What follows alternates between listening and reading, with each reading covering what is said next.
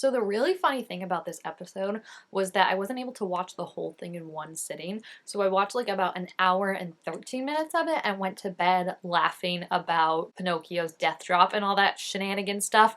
And then I get home and finish it and it turns into the most horrific thing you've ever seen in the last like 25 minutes of it. And oh boy, was I not expecting that. Like, it's so funny getting, like, I was going through the tags because I was like, oh, like, I get the vibe of this episode. Like, I can kind of figure out, I don't think anything really is going to get spoiled. And then literally all the stuff on Tumblr is just like, wow, that last half of that episode was really, really just completely different from what you expected. And I was like, oh no.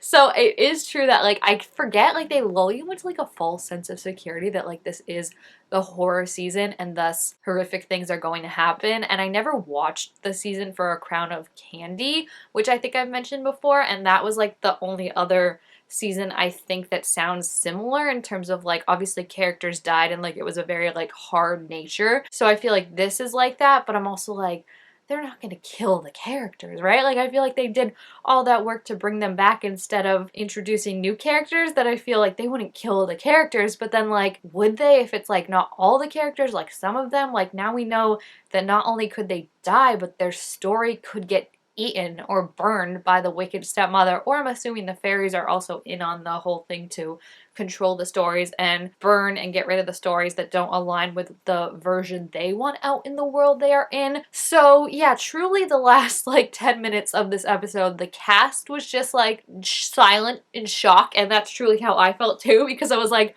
what the heck just happened? Like, I thought we had a win. I was on such a high from like defeating the spiders, not losing anyone. They lifted the curse of Tuffington, Tough. I cannot say that word, I'm sorry. But they lifted the curse of the town. I was cracking up at the whole thing about them trying to convince the town that it was a non-sexual adult sleepover that caused these problems. And I just love that Pinocchio, like, I laughed the hardest, I think. Well, the death drop also got me really good, but I think the hardest I laughed this episode was when Pinocchio said he cast suggestion, and then I thought his suggestion would be like, don't get mad at Muffet, or like Muffet isn't to blame, but then his suggestion was that it was an adult sleepover and you need to tell the townsfolk that it was just an adult sleepover gone bad. Like, I lost it. Like, Lou is such a good improvisation, what's the word? Improver, I guess, right? He's so funny and like he just kept cracking me up this episode, which is why it was also so sad at the end with all the stuff that happened. And it was kind of amazing how that just came from like nothing really. Like I feel like there was no big sign of like, hey, don't do this. Like I feel like we know, hey, don't call your mom because like his mom is not a good person, but obviously Pinocchio, you have to remember, is just a child. So like he was even saying like that's the only maternal figure he has. So like obviously, I mean, it's like kids with abusive parents, right? It's like they don't necessarily see it as abuse, or they don't see a way out of that if they can. I've never been too mad at him for always kind of, you know, going to the mom and being scared of the mom, because again, he is a little kid and she's kind of got literally his life and his father's life in her hands. So I feel like I've never been too harsh judging him for that. And I also don't think, again, it was any like big decision. Like calling his mom, I was like, yeah, that's probably not a good idea, but I didn't know reality was literally going to shatter. And again, I have to give it up to Gerard this episode. I feel like he is becoming so brave so quickly, and I'm just so proud of him, like finding that sword.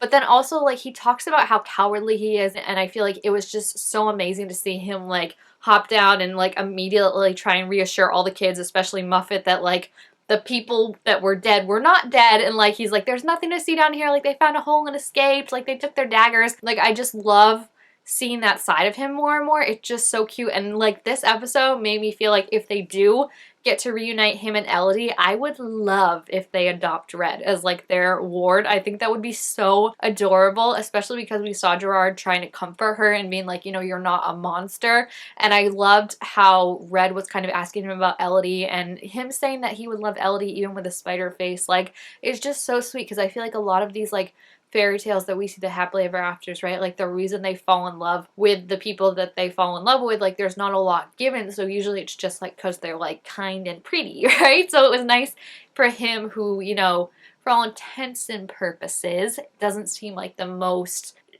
depth of a guy, you know. He seems like kind of shallow, like why is he turning back into the frog and things like that. But from the more and more we get to see of him, I feel like he's really leaning into just being a good person, like reassuring Red that she's not a monster and all that stuff that he heard in battle, instead of just ignoring it, going towards her and being like, hey, let's talk about this, and I want you to understand that like you're not a monster and like there's a purpose to all of this and like you shouldn't doubt yourself. And then also him talking about Elodie and how he fell in love with her rebellious spirit, and not like, you know, she's beautiful, but like what he loves about her is how brave she is. And especially for someone who talks about how cowardly he is, I think being in love with someone who he sees as just ultimately brave and ultimately so courageous, I think really makes their relationship even more special to me. And I really, really hope, at the beginning of like, I wasn't really caring either way if they got back together. I was just hoping that like he gets turned back into whatever he wants to get turned back into. But now I'm kind of really hoping that he gets to reunite with Elodie and kind of apologize for his role in how the relationship fell apart, and see them, like I said, fall back in love together and adopt Red. I think would be perfect. I'm also wondering if when we met the wicked stepmother, if that was Elodie that was in her mouth that was trying to claw, because they said it was like a girl with a crown,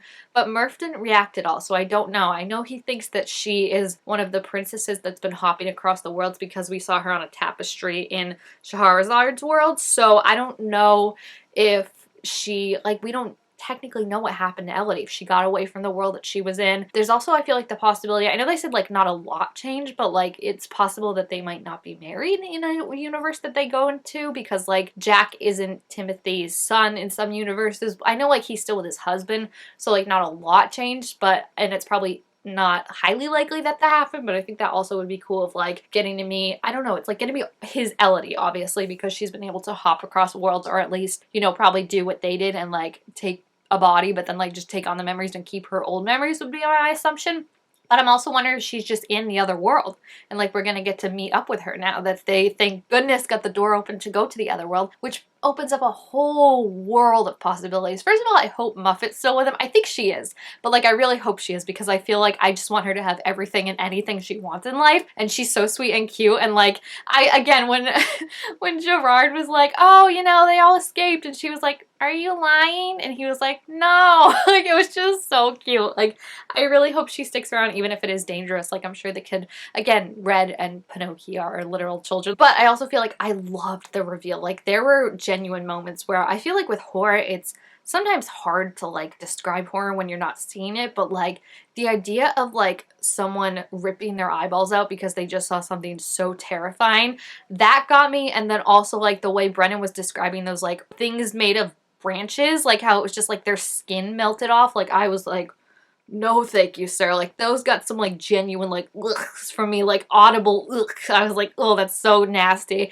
But then also I loved when they were going around saying if they would turn around to look at the stepmother, and I love that Zach right away was like, heck no, am I not doing that? He's like, in what world do I see someone rip their eyeballs out from terror of looking at something and go, yeah, I want to look at that too. Like it was just so perfect. Like I'm loving Pip more and more too. I think he's so like, he's so chill and like just like dancing on a bar, right? But then like Zach, I mean, especially because a lot of other people aren't rolling great, but Zach rolls so great that like Pip gets these like awesome like moments where he kills, like he was the one that took down the spider, and then especially him teaming up with Gerard, where Gerard can give him that kind of like commanding strike or whatever. He was the one that like instant down the first instant death blow in this campaign for the guy. Like Pip is just freaking cool, guys. I love Pip. So I'm excited to see like what is in store now, because I feel like this really showed to me that even if you think you know where an episode is going, you have no idea, because it's like, oh yay, they lifted the curse, like finally something good has happened, and then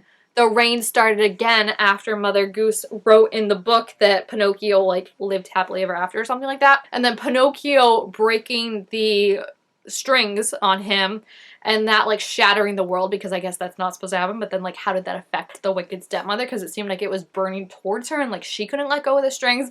But I very much doubt that she isn't dead, because we saw in the preview that I'm assuming that's her talking to Pip, being like, oh, you shouldn't have left the door open. But like that really scares me of like the wicked stepmother has been like eating stories in like Neverafter, right? And now like she has this door that she can go to other worlds and start eating those stories.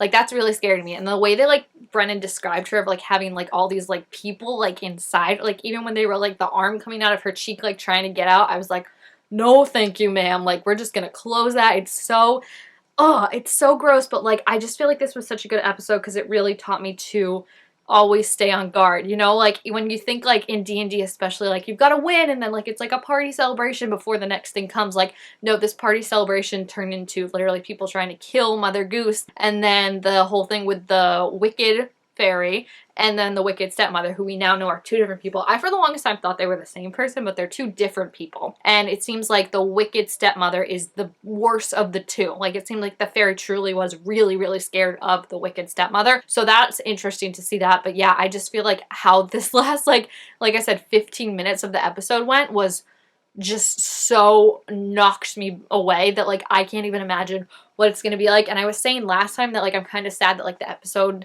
before didn't really show a promo for what the episode would be like, so you couldn't get a feel for it. But now I kind of understand why, because it's like, how truly do you sum up the feeling that you get after watching that episode? Like truly, truly, how do you sum that up? Because it was just so, it was so good. It was going so good, and they were on such a high. No one died. They were level 4. They had more spells. It was going great. Again, Pinocchio was death dropping and sliding down his nose like a stripper pole. I was laughing so hard, and then all of a sudden it's just like, bam. So thankfully Shahrazad was able to get them through the new door, and now we're surrounded by this group of sailors who, it's gonna be tempting for Mother Goose, it looks like. I love that in the preview when Allie was like, so we're surrounded by a buff captain and a bunch of sailors. And it was like, Mother Goose, I've never seen this side of you. So I'm really excited for the possibilities, but like I said, I'm also really worried that in opening this door, they have now put other worlds potentially at risk. Maybe these other worlds had people that are like the wicked stepmother, like a version of her that were trying to destroy the stories, but I'm just very worried now that we know like there's a possibility of like, you're never coming back. Your story's gone. And I feel like now we kind of get more of where this book is coming from, of like, it's preserving a legacy of something, especially if like, you know, we had people who didn't really have a choice, like Nat King Cole and the Jack, who were like literally like it was like this or the life that they wanted, and they didn't want that anymore. But then we had Muffet and the Itsy Bitsy Spider, who wanted a life that was different. It was like, you know, you can't appreciate the happy days if all you have are happy days. Like you need kind of those sad moments to appreciate them. And I feel like that's what Itsy Bitsy was saying. He really loves the sun, but the rain never gets him down, and that's something he's proud of. And I thought that was really, really cute. So yeah, I'm just like, theories out the window right now. I just feel like bad that I think something bad is going to happen with the stepmother being able to get into the other world, and then potentially other worlds after that, because we don't know. I